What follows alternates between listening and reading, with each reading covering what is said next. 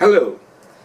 Right, this is the second part of the first video about the parallel, right, between war and business. And I think business is, in fact, from my research, appear to be exactly like warfare in a way, in terms of achieving goals in waging wars. Why? Because business is an operations. Business make money through projects and through implementing projects to generate profits. What I want to do in this short video is to focus you on just one key diagram in chapter 15. Why is the diagram so important? I begin to see its great importance after we witnessed this Russia-Ukraine war, Ukraine war. And of course, you find that for anybody you to tell you, you have thought that the Russians are very good in planning, in detailed planning. But then the outcome of the early phases of the special military operations suggests otherwise. And therefore, what I have done in this diagram, and have a look at the diagram closely, I uploaded it on the video, is in the center part are all the different facets of planning. In other words, the different aspects of planning. For example, the first one on the top is setting financial objectives, is setting what the objective should be. Then the coordination of planning, how you coordinate that in order to achieve that financial objectives. And of course, having done that, you have to think of locating resources, which deployment, how to deploy your forces, and locating who got what forces and what they call military assets.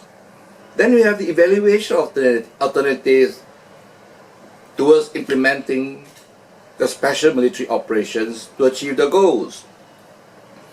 For example, for me, if I were to look at a whole operation, I think the heart of Ukraine really is Kiev, and I think the focus should be to seize that first and focus the resources towards that. But anyway, there are alternatives that can be evaluated. Then, of course, forecasting the results. In other words, if you do A, you do B, you do C, these are trying to see, given the alternative, what would the results likely to be. And then what are the gaps? In other words, we anticipate where you're not likely to achieve the goals because inadequate resources, because of a whole host of other problems that may emerge. And then finding strategies to close those gaps. And that is a very comprehensive strategic planning process. And I think it will be good for armies in the future to consider this process. Right? Setting the objectives first. Then of course you have to coordinate it among the different. Now, one thing you must realize in the military is that generals, there are many ranks of generals, the 1-star, the 2-star, the 3-star, and there are a lot of ego involved. So the coordination part may not be as simple as it looks because it's a human problem. Then of course you have the locating of resources, allocating, and then evaluation of the alternative and that part is very important. Alternative A, B, C, how should we deploy the forces, and so on and so forth. Then given each alternative, the results, and from that it follows, right, what are the gaps, and then the strategies to close the gap.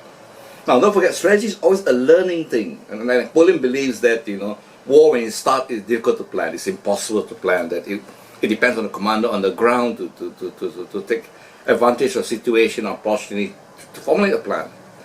But what I found really was that that the interesting parallel is very closely related with between war and business. And you find that the most important aspects of it, I have actually looked at goals in terms of 4 types. Number 1, qualitative goal achievement, alright, help in achieving qualitative goals, and then quantitative goal achievement and help in achieving quantitative goals. Now from all this, I synthesize it one simple word. I think the most key word really is coordination. That I think is the key. You find that coordination is associated, and setting objective of course as well, right, are associated with the achievement of goals. Then the gap analysis and the strategy to close the gap. What I believe has happened in the Ukraine-Russian situation is that they thought it wasn't as difficult as they would have anticipated. Otherwise, they would have gone much deeper. That if they fail to do so, what sort of strategy would they implement to close the gap? Now, so now what we have now is really at the lower phases, the gap now. They see clearly the gaps, and therefore, a new commander is implemented, all right, to implement strategy to close those gaps, to achieve those goals within a certain deadline. May the 9th, 2022. Right, I thought the Ukraine scenario provides a very interesting live case study, as what I have done in NTU when I was a professor lecturing there, and then I'm conducting this course, this module on the mind of Sun Tzu, and we emphasize on live cases where possible, so that you get thinking. It is very easy to do what you call the scholarly research post after the event, but what is happening, and that is really the art of strategic thinking. Right.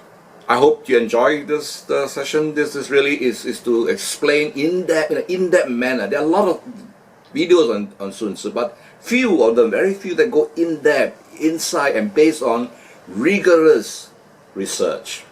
Thank you.